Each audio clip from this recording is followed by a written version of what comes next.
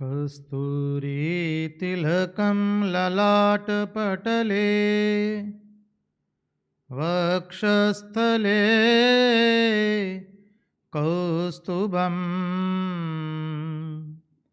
नासाग्रे वरमौक्तिकं करदले वेणुकरे कङ्कणम्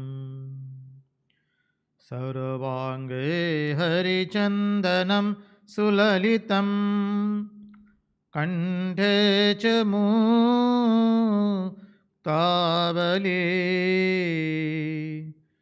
गोपस्त्री परिवेष्टितो विजयते गोपालचूडामणिः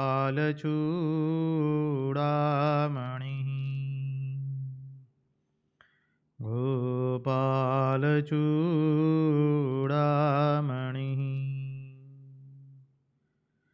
स्वस्ति श्रीगणेशाय नमः।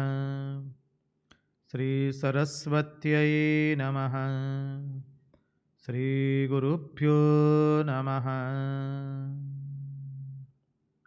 नारायणं नमस्कृत्य नरं चैव नरोत्तमं देवीं सरस्वतीं व्यास ततो जयमुदीरयेत्। नमस्ते शारदे देवी सरस्वती मतिप्रदे वसत्वं मम जीवहाग्रे सर्वविद्याप्रदा भव। अखण्डमण्डलाकारं व्याप्तं येन चराचरं तत्पदं दर्शितं येन तस्मै श्रीगुरवे नमः। सच्चिदानन्दरूपाय विश्वोत्पत्त्यादिहेतवे तापत्रयविनाशाय श्रीकृष्णाय वयं नुमः। ॐ नमः परमहंसास्वादित चरणकमलचिन्मकरन्दाय भक्तजनमानसनिवासाय श्रीरामचन्द्राय विश्वसर्गविसर्गादि नवलक्षणलक्षितं श्रीकृष्णाख्यं परं धाम जगद्धाम नमामि। ॐ स्थापकाय च धर्मस्य सर्वधर्मस्वरूपिणे अवतारवरिष्ठाय रामकृष्णाय ते नमः। मुखं करोति वाचालं पङ्गुं लङ्घयते गिरिं यत्कृपात्वमहं वन्दे परमानन्दमाधवम्।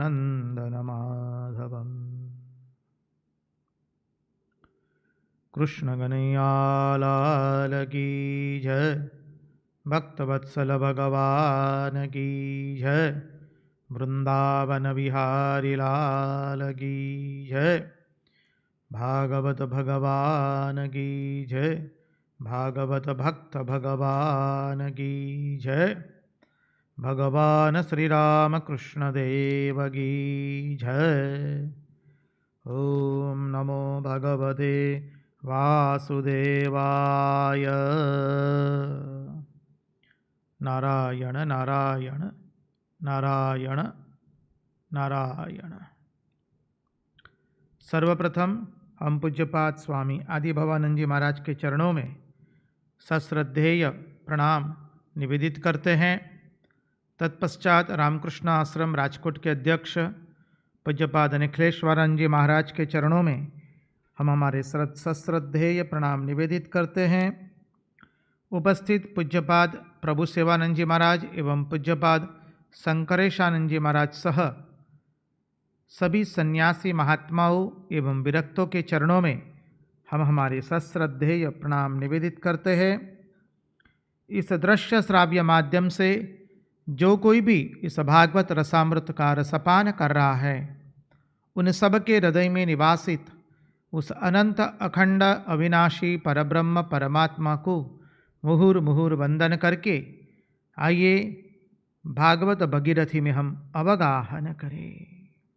यं प्रव्रजन्तमनुपेतमपेतकृत्यं द्वैपायनो विरहकातर आजुहाव पुत्रेति तन्मयतया तरवोऽभिनेदु तं सर्वभूतहृदयं मुनिमानितोऽस्मि। आइए तो हम चले परमहंस शिरोमणि भगवान सुखदेव जी के चरणों में बैठ करके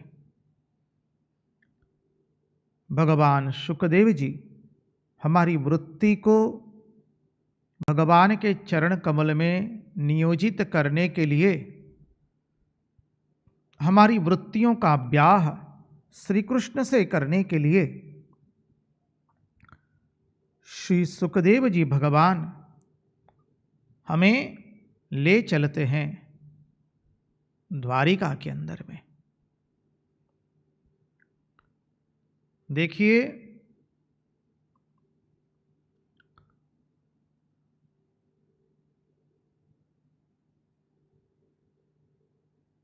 कल हमने देखा था कि रुक्मिणी जी ने कौन से लक्षण देखे हैं भगवान के अंदर में। भीष्मक राजा, उनके 5 पुत्र हैं, रुक्मी, रुक्मरथ, रुक्मबाहु, रुक्मेश, रुक्ममाली और रुक्मिणी एक कन्या है। रुक्मी, रुक्मरथ, रुक्मबाहु, रुक्मकेश एवं रुक्ममाली। 5वीं कन्या है, वो है रुक्मिणी। अब रुक्मिणी जी भगवान के प्रेम में पड़ी है। देखिए, हमारी वृत्तियों को भगवान की ओर अग्रसर करने के लिए, भक्ति प्राप्त करने के लिए 3 ही चीज की आवश्यकता होती है। एक है प्रथम भगवान की कथा, द्वितीय है भगवत प्रेम की उत्कंठा और तृतीय है हमारे अहंकार की पूर्ण रूप से निवृत्ति। ये 3 चीज ही आवश्यक है।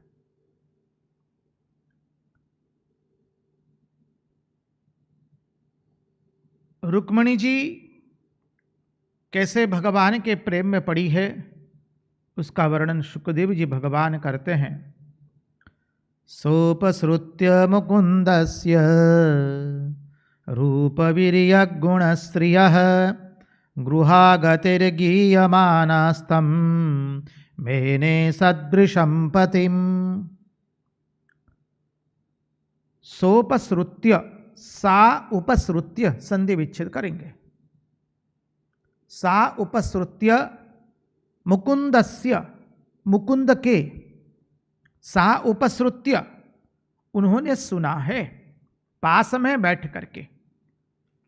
उपसृत्य क्या सुना है? रूप वीर्य गुणश्रिय, भगवान के रूप सुने, भगवान के गुण सुने, भगवान के पराक्रम सुने और भगवान की संपत्ति का वर्णन सुना। कैसे सुना है? तो भीष्मक राजा के महल में प्रतिदिन सत्संग होता था, आए दिन प्रतिदिन। और महात्मा लोग तो यहां तक कह देते हैं कि स्वयं नारद जी जाकर के सत्संग करते थे और माता रुक्मिणी को, जो महालक्ष्मी के अवतार है, उनको भगवान की कथा सुनाते थे। अब देखिए, एक सिद्धांत है, रुक्मिणी मां बाल्यावस्था से भगवान श्री कृष्ण की कथा सुन रही है। कथा सुनते सुनते उनके हृदय में भगवान के प्रति प्रेम जग गया है। यहां पर कथा का महात्म्य समझिए। कथा सुन के कोई कोई के हृदय के अंदर में, किसी किसी व्यक्ति के हृदय में तुरंत भगवान के प्रति प्रेम प्रकट होता है और किसी किसी के हृदय में तुरंत भगवान के प्रति प्रेम प्रकट होता नहीं है। जैसा अधिकारी होता है वैसा भगवान की कथा सुनने से उसको लाभ एवं फल मिलता है। अब अधिकारी उच्च है तो भगवान की कथा सुन के उसके हृदय में तुरंत प्रेम का प्रकट हो जाता है, प्रेम का उदय हो जाता है, भगवान के प्रति प्रेम का उदय हो जाता है। अब जिसके हृदय में भगवान के प्रति प्रेम का उदय नहीं हुआ तो क्या होगा? बोले बिल्कुल चिंता मत कीजिए। भगवान की कथा वो भगवान की दासी है, भगवान की सेविका है। वो क्या करती है? पहले जीव के हृदय में प्रवेश करती है। कहां से प्रवेश करती है? कर्ण से।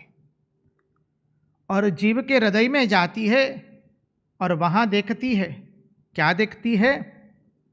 कि हृदय के अंदर में राग द्वेष काम क्रोध लोभ मोह मद एवं मात्सर्य भरा हुआ है। तो भगवान की दासी, भगवान आने वाले हैं, इसलिए क्या करती है? पहले हृदय को शुद्ध करती है, अंतःकरण को पवित्र करती है। इसलिए अंतःकरण को पवित्र करके उसने शुद्ध अंतःकरण बनाया, भगवान के लिए सुंदर गालीचा लगाया, तकिया लगाया, भगवान का सुंदर आसन बिठाया और फिर भगवान को कहते, प्रभु अब आप इस जीव के हृदय में प्रवेश कीजिए। भगवान की कथा सुन के यदि तुरंत हृदय में प्रेम का उदय नहीं होता है तो तनिक भी चिंता मत कीजिए। वो सुनते सुनते हमारा हृदय अंतःकरण पवित्र होता है और भगवान के प्रति प्रेम का उदय होता है। प्रविष्टः कर्णरंध्रेण स्वानां भावसरोरुहं धुनोति समलम कृष्ण सलीलस्य यथा शरत। देखिए, भगवान से अधिक भगवान की कथा की महिमा है। क्योंकि यदि भगवान की कथा नहीं सुनिए, भगवान सामने आ गए तो भी शायद प्रेम नहीं कर पाएंगे। लेकिन यदि भगवान नहीं है सामने, लेकिन भगवान की यदि कथा आ गई है तो जीव भगवान के अनुपस्थिति होने पर भी भगवान से प्रेम करना आरंभ कर देता है। ये भगवान की कथा की विशेषता है। इसलिए कथा आती है हमारे कर्ण के माध्यम से। देखिए, संसार दो इंद्रियों के माध्यम से हमारे भीतर में घुसता है। एक है कर्ण और दूसरा है नेत्र। नेत्र के माध्यम से बहुत कम घुसता है, बहुत कम मानी अल्प मात्रा में, इतनी मात्रा नहीं जितनी कर्ण की मात्रा से घुसता है। नेत्र की मात्रा से भी संसार घुसता है, लेकिन अधिक घुसता है कर्ण की मात्रा से। संसार के विषयों की बातें सुन करके, पर निंदा पर चर्चा सुन करके, प्रशंसा सुन करके, संसार के भोगों के बारे में सुन करके, ये संसार हमारे हृदय में गया है अधिक से अधिक केवल कर्ण के माध्यम से। इसलिए भगवान कहते हैं, जब कर्ण के माध्यम से ये संसार तुम्हारे हृदय में प्रवेश हुआ है तो मैं भी तो केवल कर्ण के माध्यम से ही तुम्हारे हृदय में प्रविष्ट होऊंगा। इसलिए हमने चिंतन किया था भागवत के शुरुआत के सत्संग में, भगवान की कथा कैसी है जानते हैं? कोई एक व्यक्ति मधुमेह रोग से ग्रसित है और वह व्यक्ति अकेला रहता है अपने घर में, और अचानक मधुमेह की जो मात्रा है, शर्करा की मात्रा, वो कम हो जाती है। तो वो व्यक्ति अचेतन हो जाता है। थोड़ी देर के बाद उसका मित्र आता है, द्वार खटखटाता है, लेकिन द्वार खुलते नहीं है।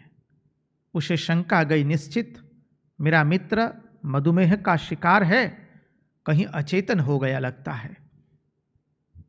पीछे जाता है, देखता है एक खिड़की थी छोटी, खिड़की तक पहुंचा और खिड़की तोड़ करके वो भीतर में प्रविष्ट हुआ।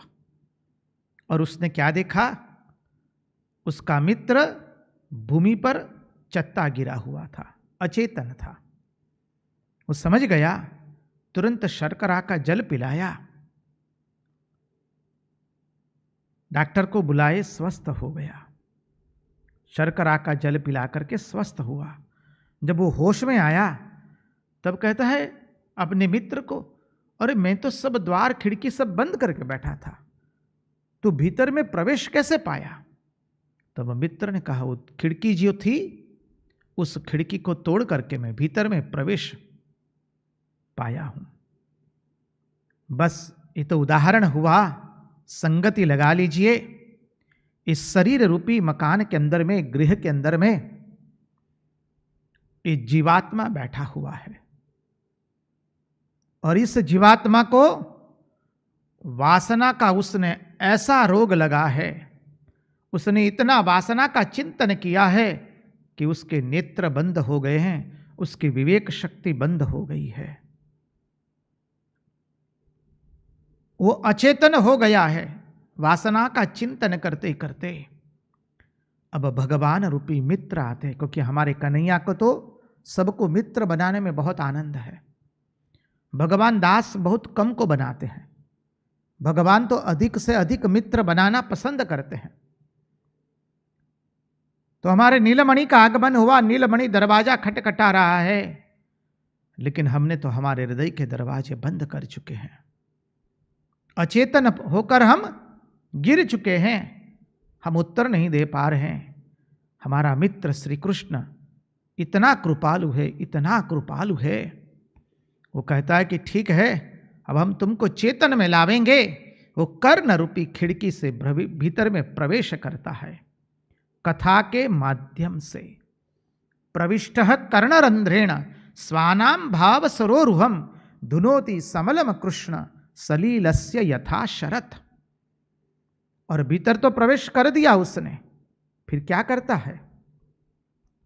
अरे शरत ऋतु आते ही जैसे सब सरिताओं के जल स्वच्छ हो जाते हैं, जलाशयों के जल स्वच्छ हो जाते हैं, वैसे ही भगवान हमारे हृदय रूपी सरोवर का जल स्वच्छ कर देते हैं। कैसे करते हैं? अपनी कथा रूपी दासी को भेज करके।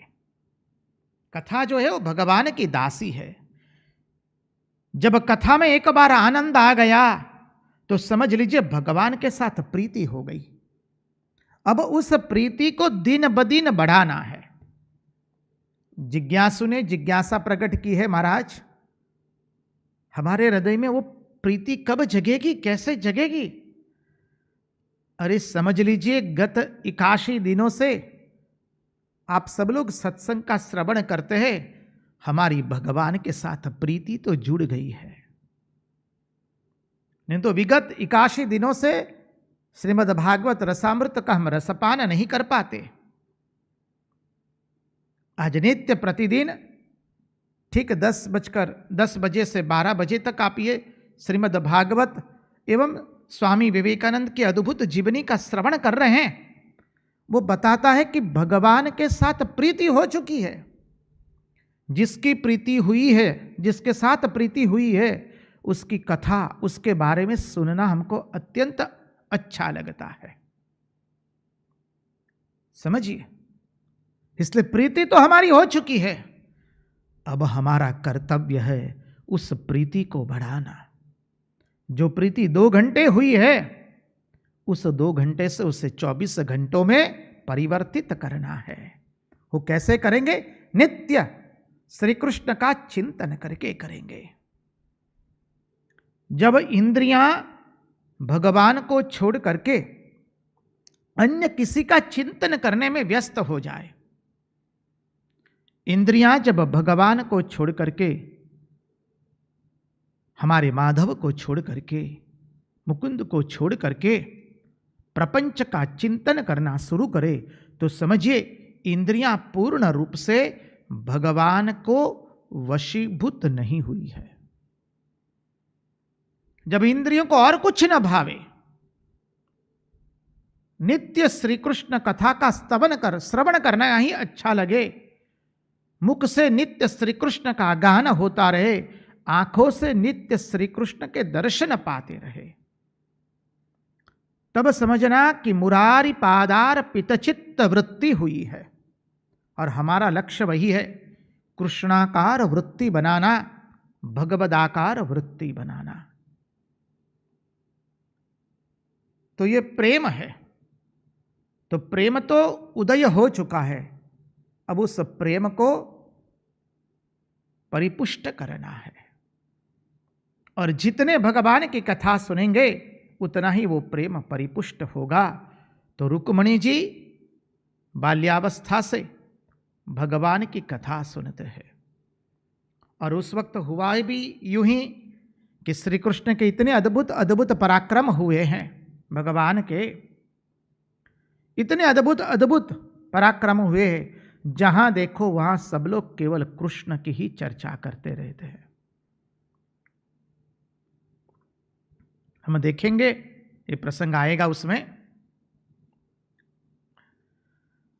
देखिए, अभी जो चर्चा की कि हमारे में यदि पूर्व भूमिका है तो सत्संग से तुरंत हमारे हृदय में भगवान के प्रति प्रेम उदय होगा, और यदि नहीं हुआ है तो उसमें कथा का दोष नहीं है, हमारे अंतःकरण का दोष है। यदि भगवान के प्रति प्रेम उदय नहीं हुआ है तो चिंता मत कीजिए, कथा आपके श्रवण की इंद्रिय से गई है आपके अंतःकरण में, और आपका हृदय तो अत्यंत छोटा है।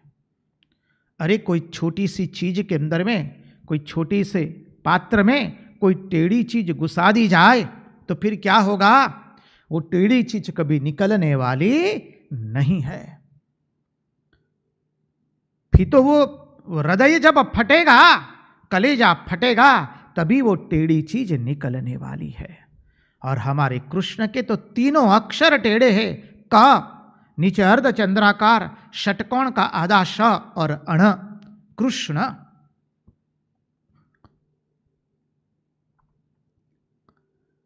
इसलिए कन्हैया कहता है, और वो तो किसान है। कृष्ण का एक अर्थ हमने देखा था, किसान है। और ये किसान क्या करता है? अब तो वर्षा की सीजन ऋतु आ गई, वर्षा ऋतु का आगमन हो चुका है। हमारे इस शहर के अंदर में तो अभी हर रोज ही वर्षा हो रही है। तो वर्षा के समय किसान क्या करता है?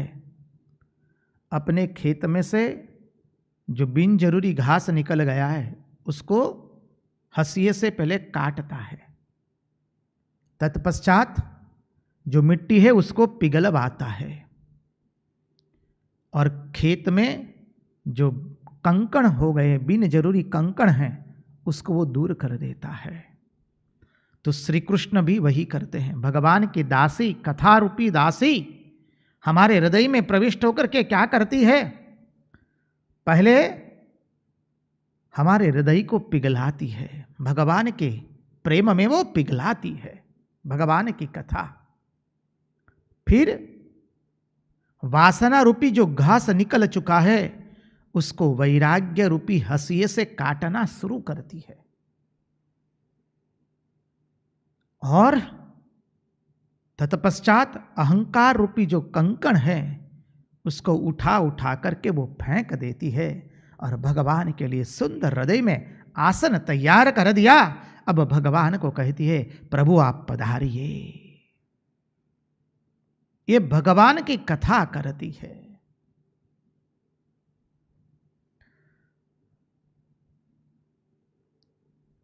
जब कोई बड़ी व्यक्ति आने वाली होती है तो बड़ी व्यक्ति क्या करती है?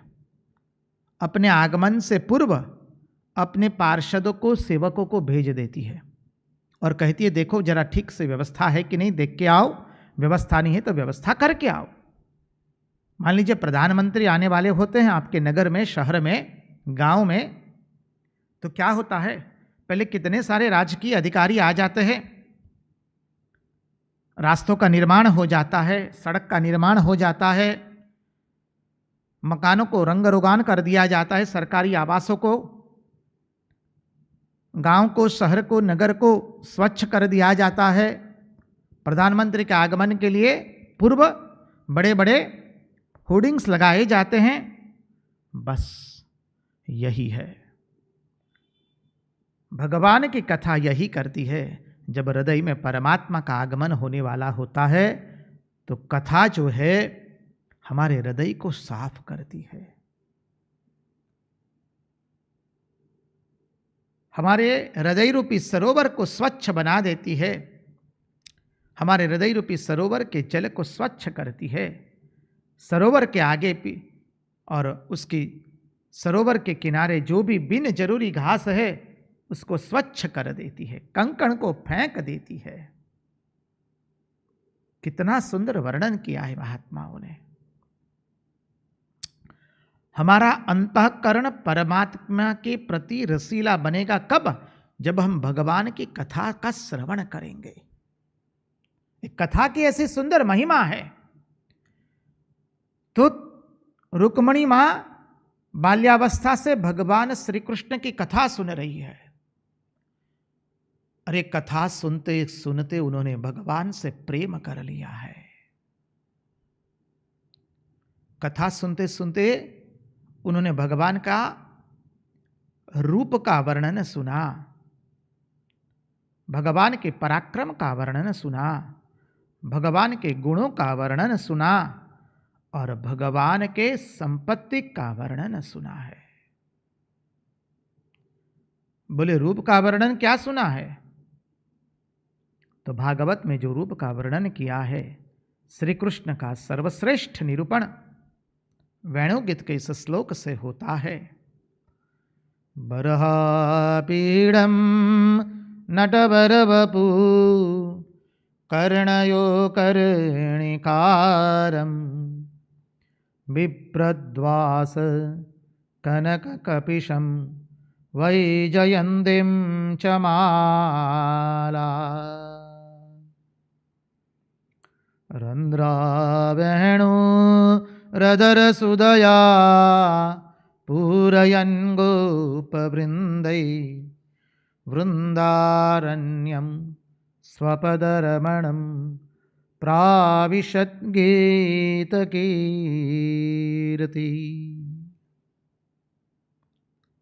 सूर्यास्त होने की तैयारी है। परमात्मा श्री कृष्ण गायों एवं बछड़ों के साथ वृंदावन में प्रवेश करते हैं। श्री कृष्ण वटवृक्ष की छाया में त्रिभंग ललित मुद्रा में खड़े हो गए हैं।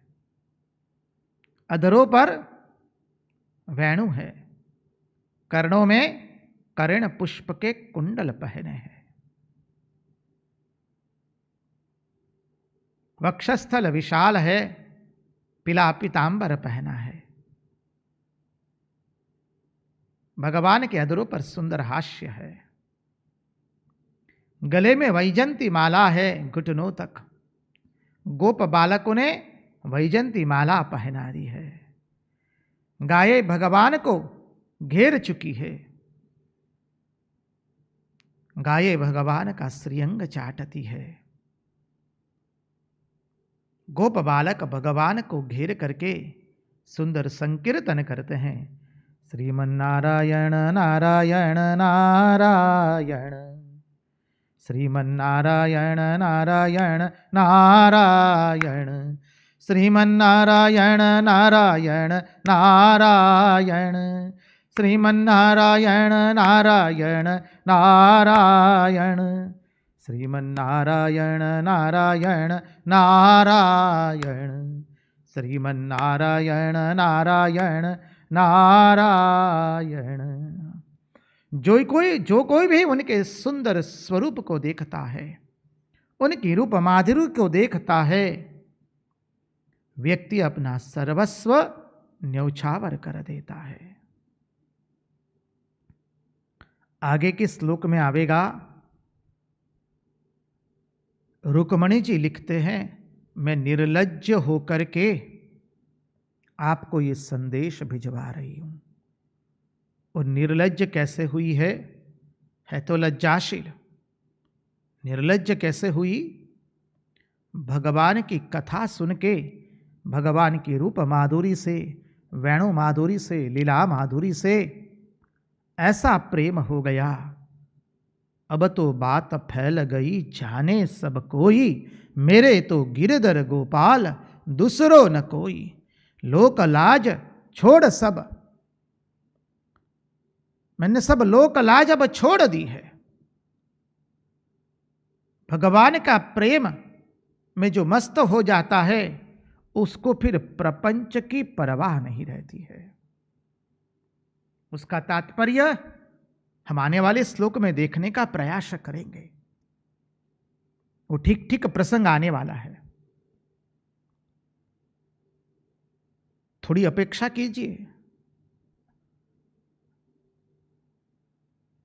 तो रुक्मणी माँ ने भगवान के इस सुंदर सौंदर्य का दर्शन किया, रूप माधुरी का। फिर भगवान के पराक्रम, अरे भगवान के पराक्रम तो क्या गिनाने के लिए बैठे जी आपको। जन्म हुआ कारावास में, जन्मते ही माता पिता ने दूसरे के वहां रख दिया। नंद बाबा एवं यशोदा मैया के वहां पले पोषे हैं। अभी छठी का व्रत भी नहीं हुआ है, उसके पहले तो पुतना आ गई। और पुतना ने आकर के क्या किया, दूध पिलाने गई तो भगवान ने उसको केवल इस तरह से उसका उद्धार कर दिया। भगवान उसका दूध पी करके, वो विष पिलाने आई थी, भगवान उसका विष पीते हैं दूध के रूप में, और भगवान ने उसको वह मुक्ति दी जो अपनी पालक मां यशोदा को दी है।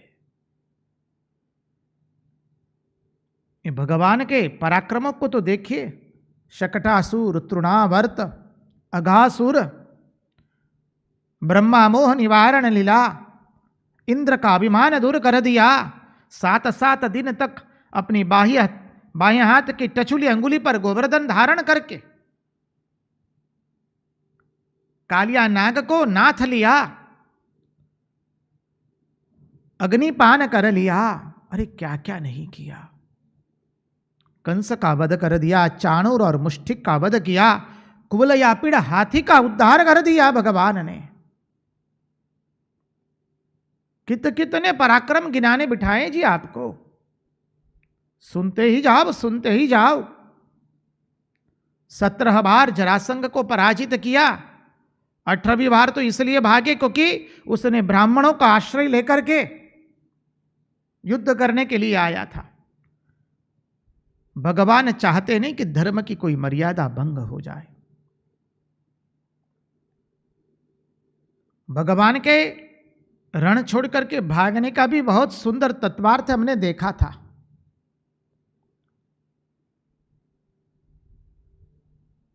कितने पराक्रम है। तो माता रुक्मणी भगवान के सुंदर पराक्रम सुनी है, रूप सुने, पराक्रम सुने, फिर गुण सुने। अरे गुण क्या है? अरे गुण और स्वभाव का तो वर्णन पूछिए मत। जो उनको प्रेम करता है भगवान, उस जीव को भी प्रेम करते हैं। जिसके आंखों में उनके लिए अश्रुधारा बहती है, भगवान के आंखों में भी उस जीव के लिए अश्रुधारा बहती है। अरे गुण और स्वभाव का तो क्या वर्णन करने जाए हम। पूतना आई थी बबूले की तरह, बाहर से सज धज करके आई थी विष पिलाने के लिए। भगवान को उसने विष भी पिला दिया। और विष पिलाने के बाद भगवान ने जब उसका उद्धार किया तो उसको भगवान ने कौन सी गति दी है? बोले वह गति दी है जो अपनी पालक मां यशोदा जी को दी है।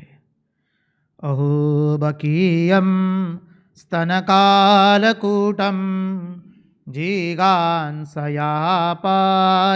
ययप्यसाद्वी लेभे गतिं दातृचित्तं ततोऽन्यं कं वा दयालुं शरणं व्रजेम कं वा दयालुं शरणं व्रजेम। भगवान ने अपनी पालक मां यशोदा जी को जो मुक्ति दी है वह मुक्ति पूतना को दी है। भगवान का ये गुण है, स्वभाव है। जरासंध को मुक्ति दे दी, चाणूर और मुष्टिक का उद्धार कर दिया, कुवलयापीड़ का उद्धार किया। भगवान तो कहते ये यथा माम प्रपद्यन्ते तांस तथैव भजाम्यहम्। जो जिस भाव से मेरे पास आता है मैं उसको उसी भाव से दर्शन देता हूं, मैं उसको उसी भाव से प्राप्त होता हूं। कोई भी भाव का आलंबन कर लीजिए, तात्पर्य यह है कि हमें भगवान के पास पहुंचना है। अरे हमारा भागवत धर्म तो यहां तक कह देता है, हम क्या बताए भागवत धर्म की विशेषता। बलिहार हो जाते जब इसका चिंतन करते हैं तो। भागवत धर्म यहां तक कहता है, कोई एक व्यक्ति के पीछे कतिपय लोग पड़ गए उसे मारने के लिए, उनसे बचने के लिए व्यक्ति दौड़ रहा है। अब दौड़े दौड़े वो सीधा प्रवेश कर दिया मंदिर के अंदर में, तो उस व्यक्ति का ये भागवत धर्म हो गया जो मंदिर में प्रवेश कर दिया है। क्यों? क्योंकि वो कैसे भी भगवान के पास आ गया है, और जब भगवान के पास आया है तो वो भागवत धर्म हो गया। अरे कैसे भी हम भगवान के पास पहुंच जाए, चाहे भय से हो, लोभ से हो, चाहे विवेक से हो, चाहे प्रेम से हो, चाहे आदेश से हो या आज्ञा से हो, कैसे भी हम भगवान के पास पहुंच जाए, ये भगवान के भागवत धर्म की विशेषता है। तो ये भागवत धर्म है। भगवान हमें उनके चरणों में स्थान दे देते हैं तो हो गया रूप, वीर्य, गुण और श्रिय संपत्ति। स्वयं लक्ष्मी जी उनके चरण में रहती है। और ये रूप, गुण, पराक्रम और श्री का चिंतन करते करते हम आपको थोड़ा याद करा दे। पितामह भीष्म इसी से मोहित हुए हैं। पितामह भीष्म कहते हैं श्री कृष्ण को, अरे कन्हैया मेरी मति रूपी कुमारी कन्या के साथ ब्याह करो। इति मति रूपी कल्पिता वितृष्णा भगवती सात्वत पुंगवे विभुम्ने स्वसुखमुपगते क्वचिद् विहर्तुं प्रकृतिमुपेयुषि यद्भव प्रवाह। इतिमति रूपी कल्पिता वितृष्णा भगवती सात्वत पुंगवे विभुम्नि। क्या सुंदर कहा है पितामह भीष्म ने। अरे कन्हैया वो 8वां दिन महाभारत का याद करो, जब तुम रथ से कूद पड़े थे और सामने रथ का पहिया उठा लिया था तुमने, और उसी को चक्र बना करके तुम हमारी ओर द्रुत गति से अग्रसर हुए थे। तुम्हारे अंग वस्त्र गिर गए थे और उस वक्त हमने तुम्हारे शौर्य का दर्शन किया है। क्षत्रिय है, योद्धा है, तो योद्धा को वह स्वरूप भाया है। कन्हैया उस दिन से, उस क्षण से प्रतिक्षण उस स्वरूप का चिंतन कर रहा हूं। मेरी मति रूपी, मेरी बुद्धि रूपी कुमारी कन्या के साथ तुम ब्याह करो।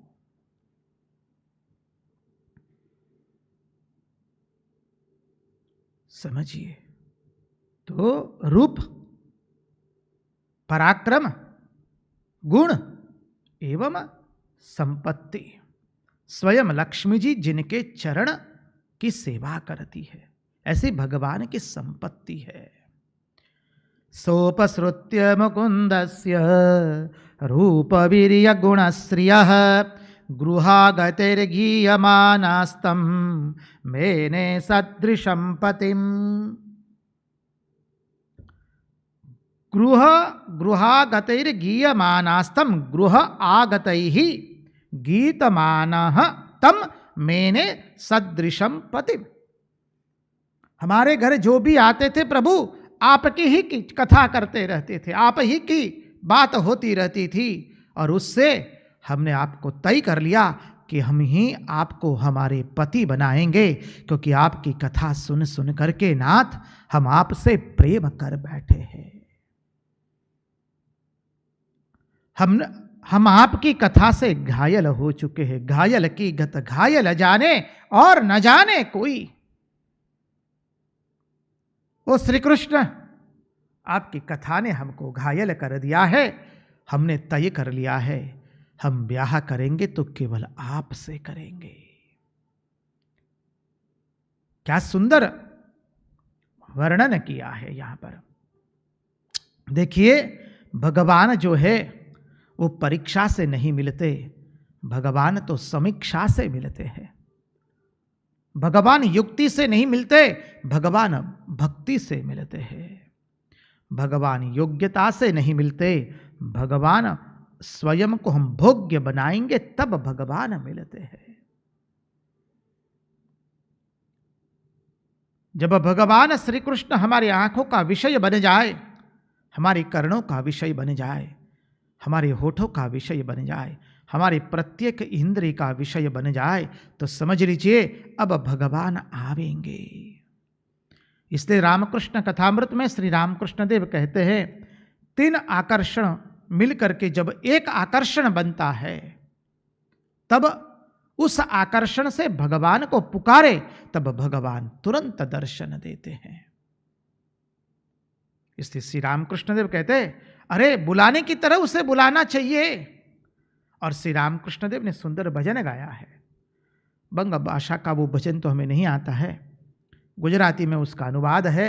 बुलावने मन पूरा प्रयास है, केम माँ श्याम आवे ना, केम माँ श्याम आवे ना, केम माँ काली आवे ना। मन जो खरेखर आतुर हो तो जासुंद बिल्व पत्र लो, भक्ति चंदन लगावी ने माने पगे पुष्पांजलि दो। कथामृत में प्रथम भजन है।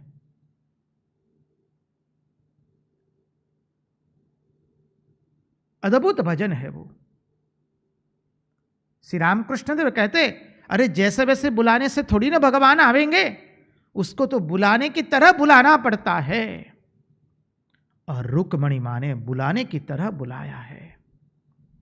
भक्ति कैसे करना वो मां रुक्मणी हमें सिखाती है। रुक्मणी मां ने मन तो दे दिया है, अपनी चित्तवृत्तियां दे दी।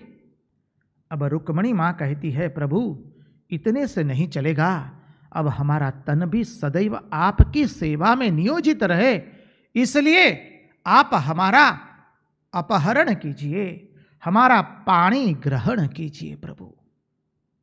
रुक्मणी मां कहती है। अब रुक्मी चाहता नहीं है कि रुक्मणी का ब्याह श्री कृष्ण से हो, वो चाहता है कि शिशुपाल से हो। देखिए मनुष्य जब साधना करता है तो उसके अंदर में 2 इंद्रियां मुख्य है, कर्ण एवं नेत्र। हमारे कान से हम विषय की वार्ता सुनते हैं, संसार के प्रपंच की वार्ता सुनते हैं, या भगवत कथा सुनते हैं। जितने अपने कर्ण से हम भगवान की कथा सुनेंगे, उतने ही भगवान की कथा हमारे हृदय में जाकर के हमारे हृदय में भगवान के प्रति प्रेम को जगाएगी। अब ये हो गया रुक्मणी मां का प्रेम। अब आगे कृष्ण भगवान की क्या वृत्ति है उनके प्रति, उसका वर्णन करते हैं। बहुत सुंदर वर्णन है। ताम बुद्धि लक्षण औदार्य रूपशील गुणाश्रयाम कृष्णश्च सत्कृशं भार्याम समुद्वोढुं मनोदधे। ताम बुद्धि लक्षणा औदार्य रूपशील गुण आश्रयाम। जैसे भगवान के अंदर में 4 गुण देखे, वैसे भगवान भी रुक्मणी जी के अंदर में 4 गुण देख रहे। माता रुक्मणी ने गुण देखे भगवान में। क्या देखे? तो पहले भगवान का रूप देखा, पराक्रम देखा, गुण देखा एवं संपत्ति देखा।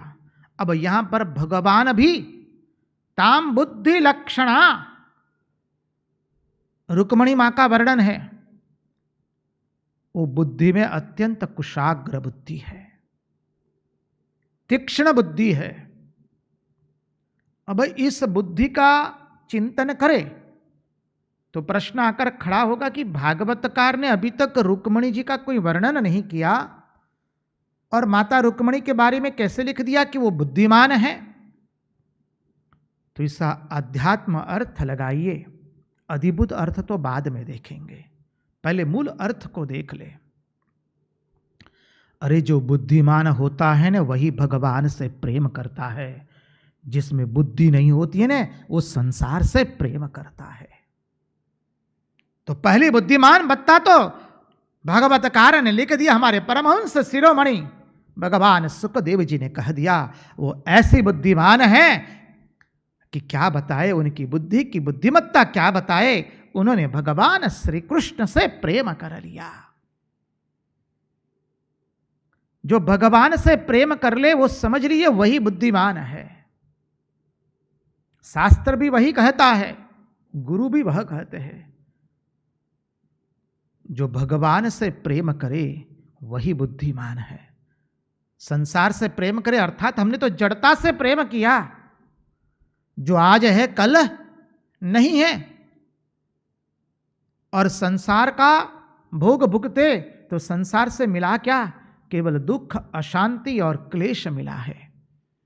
इसलिए श्री रामकृष्ण देव के अंतरंग पार्षद, उनके मानस पुत्र श्री रामकृष्ण देव के पूज्यपाद स्वामी ब्रह्मानंद जी महाराज कहते हैं, देखो इस मन को यदि तुम संसार को दे दोगे तो संसार उसे दुख, क्लेश एवं अशांति से भर देगा, और इसी मन को यदि तुम भगवान को दे दोगे तो भगवान आनंद, शांति उससे भर देंगे। अब तय कर लो तुम्हें इस मन को किसे देना है।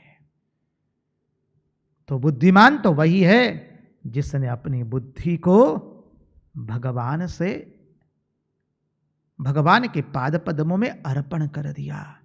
इसलिए पितामह भीष्म, उनकी उम्र 120 वर्ष से अधिक है, और वह कहते हैं इतिमतिरूपी कल्पिता वितृष्णा भगवती सात्वत पुंगवे विभूमि।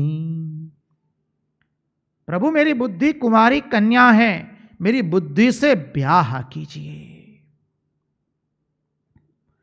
यहां गंगा जी के घाट पर, गंगा जी के किनारे शुकताल के अंदर में परमहंस शिरोमणि हमारे भगवान शुकदेव जी, उनका ब्याह भी तो भगवान के साथ हुआ है। उनके पति भी भगवान नंद नंदन यशोदानंदन है, श्री कृष्ण है। पति का अर्थ हमने देखा है पाति इति पति, जो रक्षा करे उसका नाम पति, राष्ट्रपति। अब शुकदेव जी भगवान चाहते हैं जो श्रोता भगवान की कथा सुन रहे उनका ब्याह भी भगवान के साथ हो जाए। इसलिए सुखदेव जी ने तुरंत ही कह दिया कि माता रुक्मणी कैसी है, अत्यंत बुद्धिमान है। अब देखिए अधिभूत अर्थ के अंदर में राजा की कन्या है, तो राजा की कन्या तो कोई बुद्धू नहीं होती है, उसमें अत्यंत बुद्धिमान है, और उनकी बुद्धिमत्ता का वो परिचय देगी। अभी अब जब परिचय देगी तब हम उसका भी चिंतन करेंगे, इसके बाद के श्लोक में ही आने वाला है। अद्भुत है वो, उन्होंने जो बुद्धिमत्ता का परिचय दिया है। वो भगवान से ब्याह करना चाहती है, भगवान श्री कृष्ण को अपना मन दे चुकी हैं, अपनी भाभी से कहा है। भाभी ने कह दिया भैया को, रुक्मी को, अब रुक्मी ने कह दिया कि हमारी बहन की शादी तो केवल शिशुपाल से होगी, कृष्ण के साथ नहीं हो सकती है। अरे वो तो भगोड़ा है, वो तो राजा भी नहीं है, समझिए। अब जब सब द्वार बंद हो गए, क्योंकि पिता भीष्मक वो भी अभी बड़े भाई के आदेश के अंदर में ही रहते हैं। वृद्धावस्था में माता पिता संतान जैसे बोलेंगी वैसा ही करेंगे, स्वाभाविक है। अन्यान्य भाई है लेकिन वो ज्येष्ठ नहीं है, घर में ज्येष्ठ भाई का ही चलता है, राज्यासन पर तो वही बैठने वाला है। इसलिए 4 भाई एवं पिता भीष्मक की इच्छा होते हुए भी रुक्मिणी जी का ब्याह भगवान श्री कृष्ण से होने वाला नहीं है। और तब रुक्मिणी जी क्या युक्ति करती है, अपनी बुद्धिमत्ता के परिचय देती है। क्या युक्ति करते हैं वो आगे के श्लोक में देखेंगे, इसी श्लोक में नहीं, आगे के श्लोक में देखेंगे। थोड़ी प्रतीक्षा कर लीजिए। तो ताम बुद्धि लक्षण औदार्य, दूसरा सद्गुण क्या है, उदार है, औदार्य। उदार किसे कहते हैं, जो अपनी शक्ति से अधिक दे उसको उदार कहते हैं। आपके पास 2-5 लाख रुपया हो और उसमें से आप किसी को 1000 रुपया दे दे, वो आपका औदार्य नहीं है। आपके पास 100 रुपया हो और उसमें से 20 रुपया दे किसी को, वो भी आपका औदार्य नहीं है।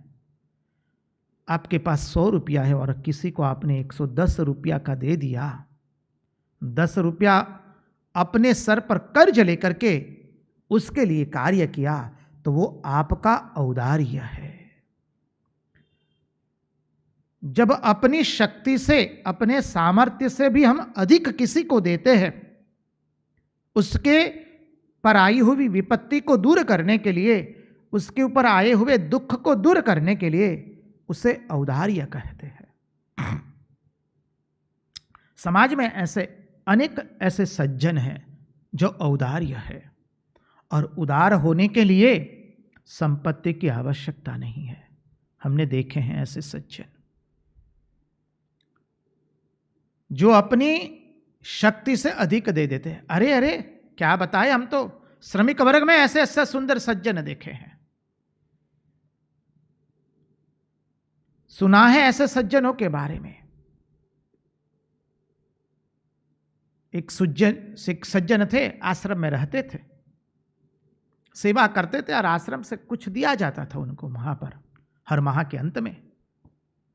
अब आश्रम में कितना दिया जाता होगा आप समझ सकते हैं, लेकिन ऐसे सज्जन सेवा करते थे आश्रम की, बहुत दिल लगा करके जी जान से सेवा करते थे।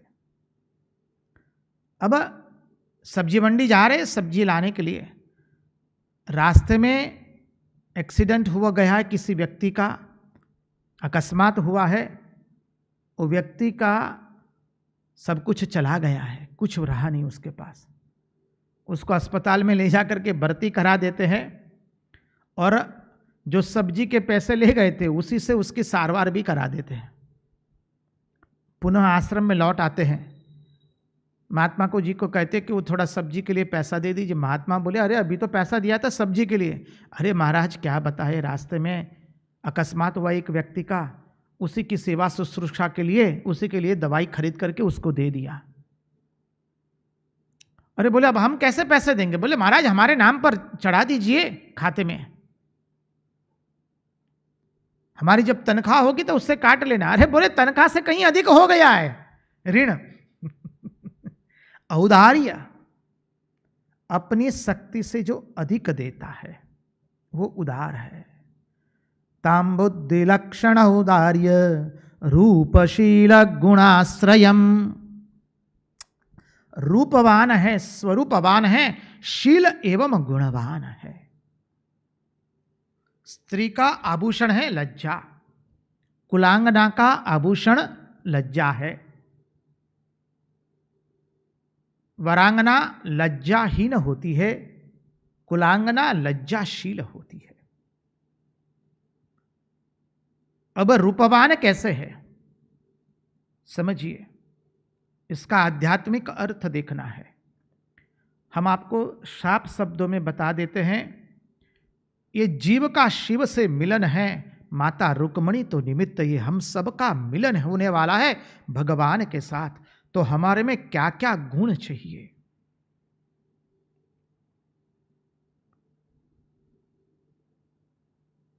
तो पहला ही गुण तो बता दिया, हमारी बुद्धि ऐसी चाहिए जो बुद्धि केवल श्री कृष्ण से प्रेम करे। दूसरा लक्षण बताया औदार्य, उदारता। बोले महाराज आर्थिक उदारता की बात नहीं करते हैं, आप अपनी शक्ति से अधिक प्रार्थना कीजिए जगत के मंगल्य के लिए। समझिए, एक दूसरे के भीतर में देवदृष्टि से देखना सीखिए। रंगवदूत महाराज ने बहुत सुंदर इस औदार्य बनने के लिए उपदेश दिया है। परस्पर देवो भव, एक दूसरे की ओर देवदृष्टि से देखिए, दानव दृष्टि से नहीं। एक दूसरे में छिपे हुए देवत्व को पहचानिए, दानवत्व को नहीं। भला कीजिए, बुरा नहीं। मस्तिष्क को ठंडा रख करके, गर्मी को हाथ पांव में प्रगटा करके, अपने हृदय के अंदर में हनुमान से अड़ग श्रद्धा रख करके आप अपना कार्य करते जाइए। विजय आपका है, आपका है, आपका है।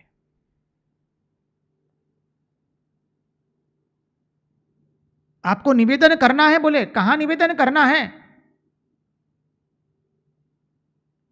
रंगदूत महाराज लिखते अपने संदेश में, चाहिए चाहिए चाहिए।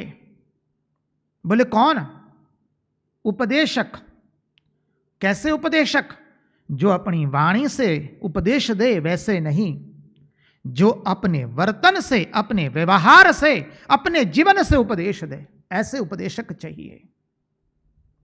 वाणी शुरा नहीं, वर्तन शुरा चाहिए। शुरा अर्थात सुरवीर। वाणी में जो सुरवीर हो ऐसे नहीं, जो अपने वर्तन में, व्यवहार में, अपने चरित्र में शूरवीर हो, ऐसे चाहिए। ये बुद्धि के लक्षण हैं। ऐसी बुद्धि हमारी बननी चाहिए। यहां तनख्वाह क्या मिलेगी, प्रति माह क्या मिलेगा? बोले आत्मसंतोष, अमर आनंद प्राप्त होगा। बोले कार्य पर कब चढ़ना है, कार्य का शुभारंभ कब करना है? बोले अब घड़ी, इसी वक्त, इसी समय, जब निश्चय पक्का हो जाए, बस अब इस बुद्धि से भगवान का चिंतन करेंगे। इस बुद्धि से प्रपंच का चिंतन नहीं करेंगे। इस बुद्धि को जड़ता के साथ नहीं मिलाएंगे। इस बुद्धि से जड़ता का चिंतन नहीं करेंगे। जब यह तय हो गया तो क्या होगा? बस अमर आनंद मिलेगा, शाश्वत आनंद मिलेगा। इसलिए समझ लीजिए, संसार में यदि फंसना नहीं है तो उसकी चाबी महात्माओं ने बता दी है।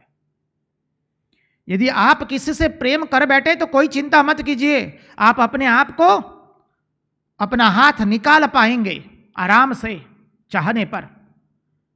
जिससे प्रेम करते उससे मोड़ लीजिए अपने आप को।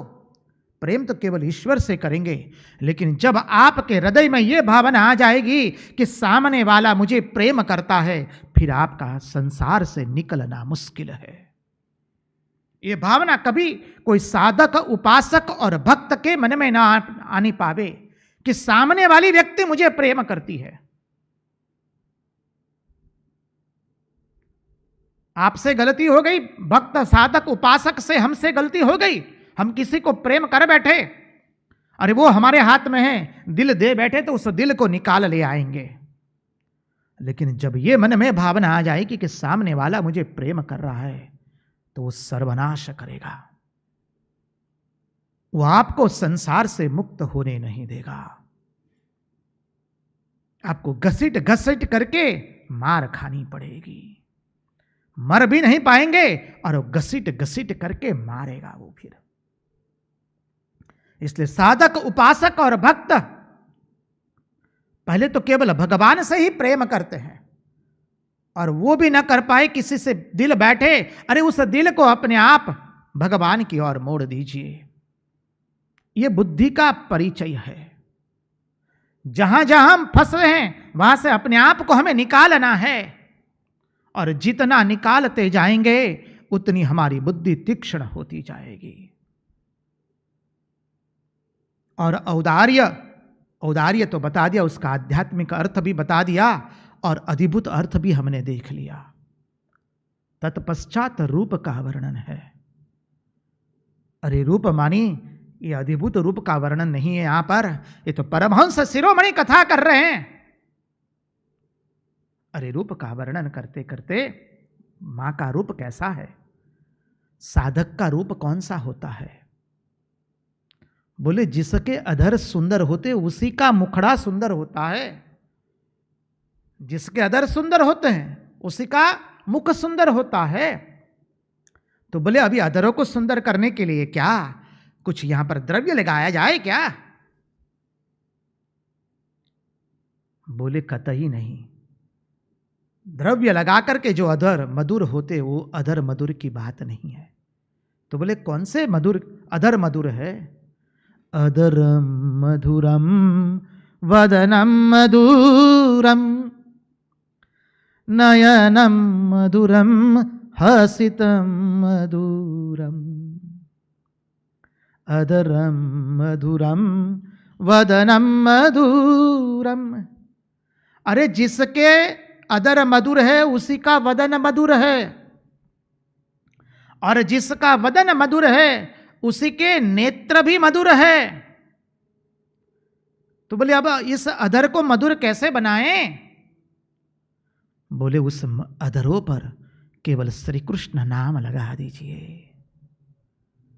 हरे कृष्ण कृष्ण कृष्ण हरे हरे, हरे राम राम राम हरे हरे। उस अधरों पर जब भगवान नाम स्मरण नाचने लगेगा, वो अधर भगवान के सिवा और किसी की कथा नहीं करेगा, केवल भगवान की कथा करेगा। तब आपके अधर मधुर बनेंगे, और जिसके अधरों पर भगवान नाम स्मरण आ गया फिर पूछना नहीं, उसका वदन तो मधुर हो गया। अरे जिसके अधरों पर भगवान नाम स्मरण सतत नाचता है उसका वदन मधुर हो गया, फिर उसके नेत्र मधुर कैसे बने? वो तो परमात्मा को छोड़ करके और किसी को देखता नहीं है। जहां देखूं वहां नारायण नारायण, श्रीमन्नारायण श्रीमन्नारायण, श्रीमन्नारायण नारायण नारायण। हर नारायण जय नारायण, सर्व नारायण नारायण नारायण। जहां देखूं वहां नारायण नारायण। उसी का वदन मधुर बना, समझ लीजिए, और उसी के नेत्र मधुर बने जो श्री कृष्ण को छोड़ करके और किसी को देखे नहीं। इसलिए महात्मा लोग कह देते बावरी ये अखियां जल जाए, समझ लीजिए, बावरी ये अखियां जल जाए जो सांवरो छोड़ करके निहारे गोरो। क्या अद्भुत कह दिया महात्माओं ने। बावरी ये अखियां जल जाए जो सांवरो छोड़ निहारे गोरो। ये अखियां जल जाए यदि इस अखियां ने सांवरे श्याम सुंदर सांवले सलूने सरकार को छोड़ करके यदि जगत का दर्शन कर लिया तो बावरी अखियां जल जाए यदि सांवरे छोड़ करके निहारे गोरो। तो ऐसा सुंदर माता रुक्मिणी का सुंदर रूप है। ऐसा रूप हमें भी बनाना है। हमारे अधरों पर भी भगवान नाम स्मरण सतत नाचता रहे। हमारे नेत्र से हम श्याम सुंदर का केवल दर्शन करते रहे, कर्ण से श्याम सुंदर की कथा पीते रहे, नेत्र से उनके रूप का पान करते रहे। बहुत सुंदर भजन है पूज्यपाद वल्लभाधीश जी का। वल्लभाचार्य जी ने क्या सुंदर मधुराष्टकम लिखा है। आइए उसका श्रवण करें। महाराज जी से हम विनती करेंगे, प्रार्थना करेंगे, मधुराष्टकम का श्रवण कराए हमको। और जिन जिन लोगों को आता है कृपा करके साथ में गाइएगा, आनंद आवेगा। अधरम मधुरम वदनम मधुरम। धीरे धीरे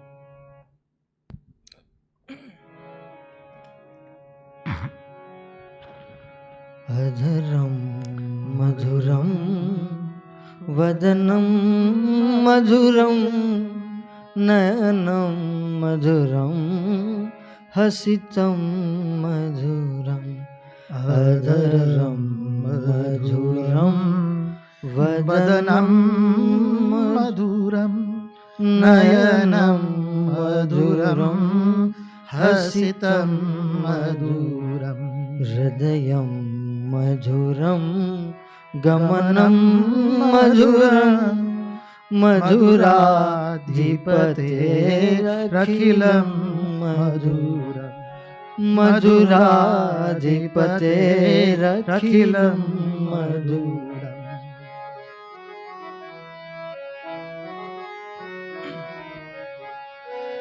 वचनं मधुरं चरितं मधुरं वसनं मधुरं वलितं मधुरं चलितं मधुरं भ्रमितं मधुरं मधुराधिपतेरखिलं मधुरम्।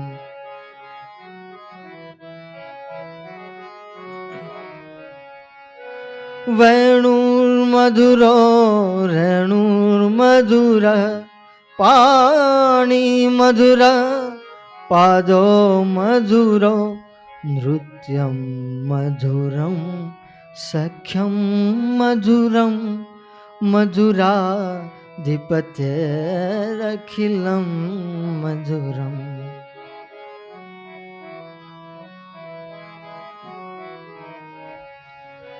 गीतं मधुरं पीतं मधुरं भुक्तं मधुरं सुप्तं मधुरं रूपं मधुरं तिलकं मधुरं मधुराधिपतेरखिलं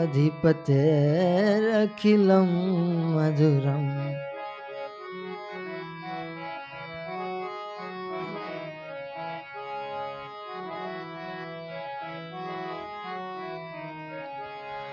कर्णं मधुरं तरणं मधुरं हरणं मधुरं स्मरणं मधुरं वमितं मधुरं शमितं मधुरं मधुराधिपतेरखिलं मधुरम्।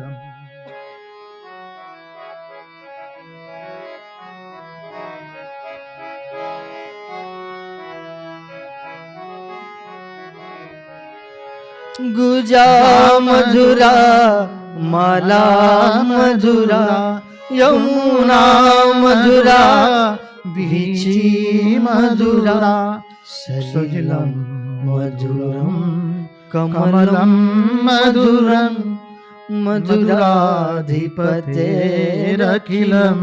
मधुरम्।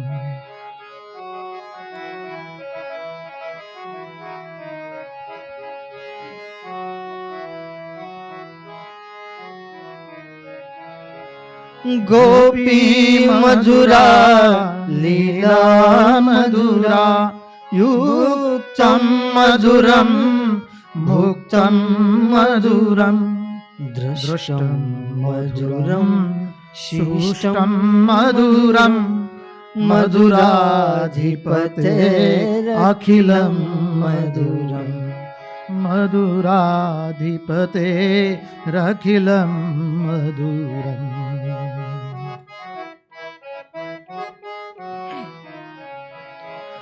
गोपा मधुरा गाओ मधुरा यष्टिर्मधुरा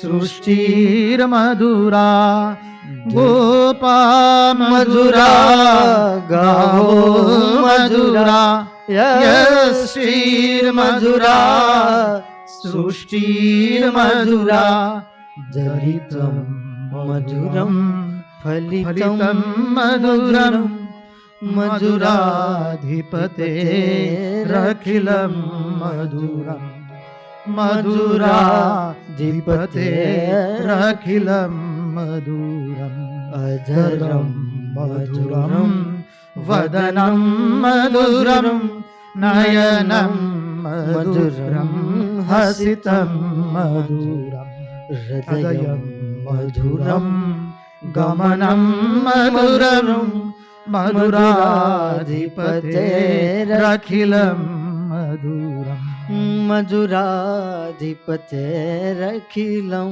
मधुरम् वेणुर्मधुरो रेणुर्मधुरो वेणुर्मधुरो रेणुर्मधुरो पाणिर्मधुरा पादौ मधुरो नृत्यं मधुरं सख्यं मधुरं मधुराधिपतेरखिलं मधुरं मधुराधिपतेरखिलं मधुरम् अधरं मधुरं ददनं मधुरं नयनं मधुरं हसितं मधुरम् अधरं मधुरं वदनं मधुरं नयनं मधुरं हसितं मधुरं हृदयं मधुरं गमनं मधुरं मधुराधिपतेरखिलं मधुरं मधुराधिपतेरखिलं मधुरं मधुराधिपतेरखिलं मधुरम् कृष्ण कन्हैया लाल की जय।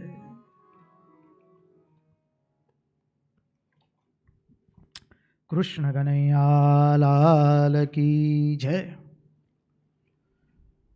तो माता रुक्मणी के गुण का वर्णन करते हैं परमहंस शिरोमणि शुकदेव जी भगवान। ये गुण देख करके श्री कृष्ण ने भी तय कर लिया, अब ब्याह रचाएंगे तो रुक्मणी जी से ही ब्याह रचाएंगे। देखिए, रुक्मणी जी के मन में भगवान के प्रति ब्याह रचाने का भाव हुआ है। अब भगवान भी रुक्मणी जी के गुण देख रहे हैं।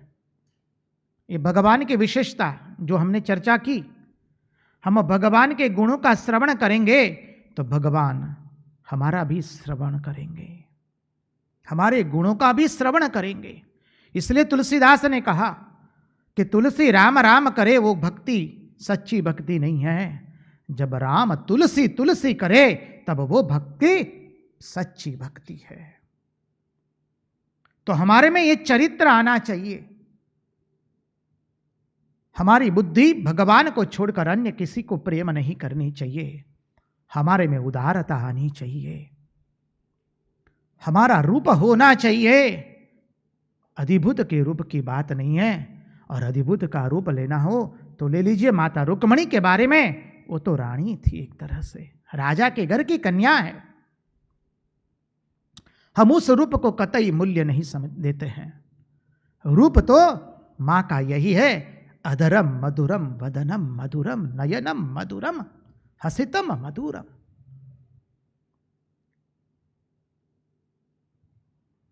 तो मां का बुद्धिर्लक्षणाद उदार्यशील और गुण आश्रयाम, शील है अर्थात लज्जावान है। मां शारदा देवी ने भी कहा ना, स्त्री का आभूषण एकमात्र लज्जा है। और ऐसी लज्जावान नारी है, कन्या है माता रुक्मणी, भीष्मक राजा की कन्या। अब ये मां इतनी लज्जावान है और जब श्री कृष्ण को संदेश भेजती है तो मां कहती मैं निर्लज्ज हो गई हूं। उसका अर्थ देखेंगे जब वो श्लोक आएगा। तो यहां हम तंतु जोड़ देते हैं ताकि उस वक्त जब हम चिंतन करेंगे उस श्लोक का तो तंतु मिलेगा वापस। ताम बुद्धि लक्षणौदार्य रूपशील गुणश्रयाम, गुण का आश्रय, गुणवान है। अरे गुणवान तो उसी को कहते हैं जो अपने गुण की गति भगवान की ओर अग्रसर कर दे। भगवान को प्राप्त करने के लिए जो जो आवश्यक है वो सब गुण हम धारण करेंगे और किसी गुण को हमें धारण करना नहीं है। वेदांत के मत के अनुसार देखना है तो देख लीजिए, साधन चतुष्टय, विवेक वैराग्य, षट संपत्ति, शम दम उपरति, तितिक्षा, श्रद्धा, समाधान और अंत में मुमुक्षत्व। ये गुण होने चाहिए। ये गुण मां के अंदर में है, मां रुक्मणी जी के अंदर में, इसलिए भगवान को वो पसंद आई है। समझिए। और भक्ति शास्त्र से देखना है तो वो भी देख लीजिए। कथा का विस्तार करना नहीं चाहते हम कतई, क्योंकि जब इस रुक्मणी विवाह का प्रसंग महात्माओं ने इतने अद्भुत रूप से लिया है और इसका वर्णन करते करते महात्मा लोग स्वयं बेहोश हो गए हैं। मां के गुणों का वर्णन करना है तो भक्ति शास्त्र से देख लीजिए। श्रवणम, कीर्तनम, विष्णु स्मरणम, पाद सेवनम, अर्चनम, वंदनम, दास्यम, सख्यम, आत्मनिवेदनम। मां ने आत्मनिवेदन भी कर दिया है। समझ लीजिए, दासी भी बन चुकी है, बता दिया है। आगे एक श्लोक आवेगा, चिंतन कर ले थोड़े क्षण के लिए। चलिए, मां ने कह दिया कि सिंह का भाग यदि शियाल ले जाए वो कभी शक्य हो सकता नहीं है। आप नृसिंह हैं, नरों में सिंह के समान है और मैं आपका भाग हूं। स्वयं को भोग्या बनाया है। जो सिद्धांत हमने चर्चा किया, भक्ति के लिए 3 सिद्धांत आवश्यक। भगवान की कथा, भगवान के प्रति प्रेम की उत्कंठा और तीसरा अहंकार का राहित्य। तो उत्कंठा जगी है। अब कैसी उत्कंठा जगी है? भगवान यदि आप हमारा पानी ग्रहण नहीं करेंगे न तो हम तो यहीं पर जीते जी मर जाएंगे। अपने आप को यहां पर हम खत्म कर देंगे। ये रुक्मणी जी ने तय कर दिया है। अपने आप को भोग्या बनाया, इसलिए कहा कि प्रभु आप नृसिंह हैं, आएगा श्लोक में। और भगवान के लिए वहां पर विशेषण प्रयोग किया है माता रुक्मणी ने कि प्रभु आप नृसिंह हैं और सिंहों का भाग सिंह के होते हुए शियाल ले जाए वो कतई शक्य नहीं बनता है। मैं आपका भाग हूं प्रभु। आप नरसिंह के समान आकर के ये शियाल रूपी जो राजा है, क्योंकि ये राजा कैसे कामी है, काम नासी से जगत के लोगों का दर्शन करते हैं, इसलिए राजा लोग कामी हैं। मैं उनका भोग्य बनना नहीं चाहती हूं। मैं तो सिंह का, नरसिंह का भोग बनना चाहती हूं। क्या अद्भुत अर्थ निकाले महात्माओं ने। समझिए। तो यहां पर मां का ये जो गुण है, ये कौन सा गुण है मां के अंदर में? मां ने कह दिया हम तो उसी गुण को धारण करके बैठी है जिस गुण से हमें हमारे श्री कृष्ण की प्राप्ति हो जाए, और कोई गुण नहीं। साधन चतुष्टय ले लीजिए, भक्ति शास्त्र का देख लीजिए, नवदा भक्ति, और देखना है आपका योग शास्त्र है तो योग शास्त्र से देख लीजिए। अष्टांग योग, यम नियम आसन प्राणायाम प्रत्याहार धारणा ध्यान समाधि, जो आपको कहना है वो कह लीजिए। सब गुणों का आधार है, धारण किया है माता रुक्मणी देवी ने। ताम बुद्धि लक्षण औदार्य रूपशील गुणाश्रयाम कृष्णश्च सदृशम भार्याम। मां ने कह दिया कृष्णश्च सदृशम भार्याम,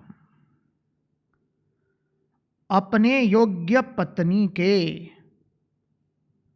यहां पर श्री कृष्ण मां का चिंतन कर रहे, इसलिए कहा कृष्णश्च सदृशम भार्याम समुद्वोढ़ुम मनोदधे। सम उद्वोढ़ुम संधि विच्छेद करे तो मानी साथ विवाह करने का, सम अर्थात सा, उद्वोढ़ुम विवाह करने का, समुद्वोढ़ुम मनोदधे भगवान ने भी मन बना लिया उनके ये सद्गुणों को देख करके। पहले उन्होंने भगवान में सद्गुण देखे, अब भगवान उनके सद्गुण देखते हैं, क्योंकि भगवान की तो विशेषता ही यह है, जो उनका चिंतन करता है भगवान उनके चिंतन करता है। जो भगवान से प्रेम करते हैं भगवान उनसे प्रेम करते हैं। यह भगवान की विशेषता है, समझिए। इसलिए हम इस बिंदु को बार बार प्रकट कर रहे हैं। भगवान भी समझते हैं रुक्मणी में बड़े बड़े सुंदर सुंदर गुण है। वो परम बुद्धिमती है, उदार है, वो रूपवान है और उसका शील स्वभाव है। इसलिए भगवान ने भी तय कर दिया उनसे ब्याह करने का। और माता रुक्मणी के लिए आगे के श्लोक में एक सुंदर शब्द प्रयोग किया है, उसकी ओर हम आपका ध्यान थोड़ा आकर्षित करना चाहेंगे। बहुत सुंदर है। 25वें श्लोक में तो कह दिया बंधुना मिच्छताम दातुम कृष्णाय भगिनीम नृप ततो निवार्य कृष्णाद्विद रुक्मी चैद्य ममन्यत। रुक्मी चाहता है कि शिशुपाल से ही इनका ब्याह हो, रुक्मणी जी का। अब रुक्मणी के बारे में एक शब्द प्रयोग कर दिया है आचार्य ने यहां पर, तदेवेत्यासितापांगी, तदेवेत्यासितापांगी वैदर्भिं दुर्मनाभृशं विचिन्त्याप्तं द्विजं कंचित, विचिन्त्याप्तं द्विजं कश्चित् कृष्णाय प्राहिणोद्धृतम्। बहुत बड़ी बात कह दी इस श्लोक में। अब माता रुक्मणी कैसी है? तदेवेत्या सीता पांगी, असिता पांगी संधि विच्छेद करें, असिता पांगी। असिता पांगी का अर्थ समझिए। असिता पांगी का अर्थ क्या है? थोड़ा उसके लिए हम गोपी गीत में जाए तो हमने देखा था भगवान ने 5 भागवत के अंदर में 5 गीते 10वें स्कंद के अंदर में। एक है पूर्वानुराग का प्रथम वेणु गीत। जब पूर्वानुराग का वेणु गीत भगवान ने जब वेणु बजाई तो क्या हुआ? उससे भगवान ने सबको अपनी ओर आकर्षित कर लिया। पूर्वानुराग का वेणु गीत से भगवान ने वेणु बजाई तो मनुष्य, पशु, पक्षी, कीट, अरे गाये, बछड़े, सब कुछ, अरे लताएं, वृक्ष, फल, सब लोग आकर्षित हो गए भगवान के ऊपर। वो पूर्वानुराग का गीत है वेणु गीत। और जब भगवान ने रास लीला के समय जो वेणु बजाई वो पूर्वानुराग का वेणु गीत नहीं है। वो किसके लिए बजाया? वहां पर गोपियों के लिए एक विशेषण का प्रयोग किया है, हमने वो देखा था। आप अपने मानस पटल पर उसका चिंतन ले आइए। गोपियों का वर्णन किया गया। गोपियां हैं वाम दृशाम। वाम दृशाम अर्थात सुंदर नेत्रों वाली। अब सुंदर नेत्रों वाली कैसे हो सकती? वाम दृशाम, यहां क्या गोपियों के नेत्रों का वर्णन है? वाम दृशाम अर्थात एक तरह से भाषा की दृष्टि से देखे तो व्यक्ति की सुंदरता उसके नेत्रों से होती है। ये सौंदर्य शास्त्र का सिद्धांत है, उसमें हमें कुछ ज्ञात नहीं है। लेकिन जिसके नेत्र सुंदर होते हैं, अर्थात जिसके नेत्र हिरणी के जैसे नेत्र होते हैं। अभी कृष्णसार अर्थात हिरण, समझिए। अब ये हिरणी आई या कृष्णसार हिरणी, अभी महात्माओं ने क्या अद्भुत अर्थ संगति लगाई अर्थ की, समझ लीजिए। जिसके नेत्रों में केवल श्याम सुंदर बसे हैं, ऐसी कृष्णसार हिरणियां जब भगवान श्री कृष्ण के अनुपम सौंदर्य को देखते हैं तो उनके नेत्रों की पलक लगती नहीं है, वो स्थिर हो गए, चल अचल हो गया, अचल चल हो गया। समझिए, वाम दृशाम गोपियां, अर्थात जिन्होंने अपने नेत्रों के अंदर में श्याम सुंदर को बिठा दिया है, वही वाम दृशाम का अर्थ यहां पर भागवतकार करते हैं असिता पांगी। तदेवत्यासिता पांगी वैदर्भी दुर्मना वृषम, क्या सुंदर कहा है। और ये वैदर्भी है, विदर्भ देश की कन्या है। अब देखिए मां की बुद्धि का परिचय। अब मां ने देख लिया, मैं तो श्री कृष्ण के सिवा और किसी का भोग्य बन सकती रही हूं, श्री कृष्ण के सिवा और किसी का मुंह पर मेरे नाम नहीं है, श्री कृष्ण के सिवा नेत्र से और किसी को देख नहीं सकती हूं। अब और कोई रास्ता नहीं बचा है, सब रास्ते बंद हो गए। अब समझिए, जब प्रेयसी प्रियतम को प्रेम करती है और सब रास्ते बंद हो गए तो क्या अवस्था होगी। वो अवस्था का वर्णन हम आने वाले दिन में सत्संग में करेंगे। आज यहीं पर उन्हीं की वाणी उन्हीं के चरणों में समर्पित करते हुए, भगवान से प्रार्थना करते हुए, हमारी मति गति और रति को भगवान आपके चरणों में लगा दीजिए। कृष्ण कन्हैया लाल की जय, भक्तवत्सल भगवान की जय, वृंदावन बिहारी लाल की जय, सब संतन की जय, सब भक्तन की जय। ओम नमः पार्वती पतये, हर हर महादेव हर।